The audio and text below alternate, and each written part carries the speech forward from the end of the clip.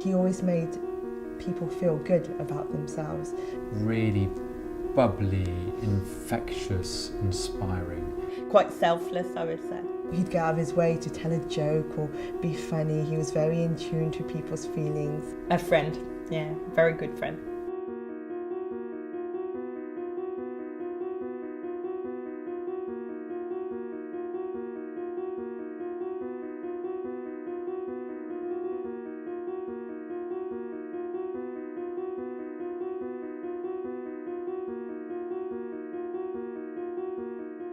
He always kept very strong roots to the local community and, you know, people of Southampton. He always believed that you should help anyone you can, possibly have an impact, positive impact on as many people as you possibly can. So one of the things he did in Southampton was he mentored long-term unemployed people, and then he also worked for Shelter in London, where he helped homeless people.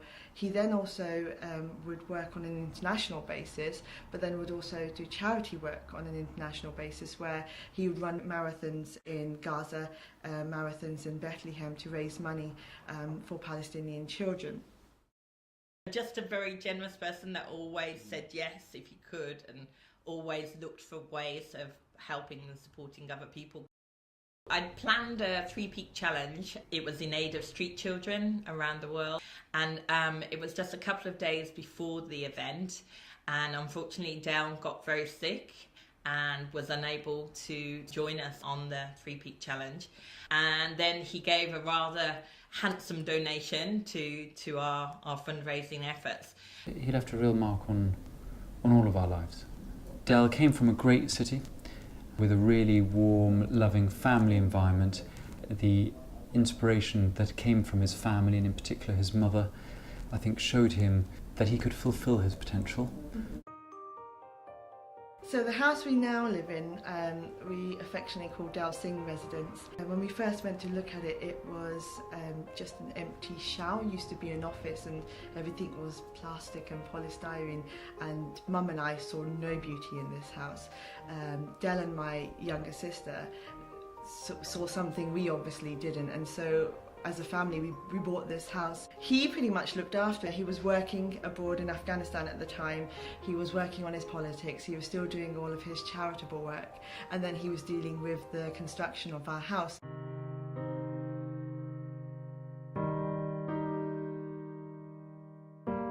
You know, when this happened with Dow and I had to then take over the house, it fully consumed me. I had no idea how he was dealing with the house, and when I went to Afghanistan, you know, the week after everything happened, on his desk, one of the first documents I came across were his plans, and it's a bunch of papers he'd stapled together of exactly how he wanted the house to look, what he wanted the finished spec to look like, and behind these printouts he'd actually written in hand the story of our house, and he'd researched it, where it came from, who owned it, the people who'd lived in there. He had names. What I then did is I took this, it was almost like a blueprint for me, and, you know, hopefully we finished the house to the way he, I think, would have wanted it finished.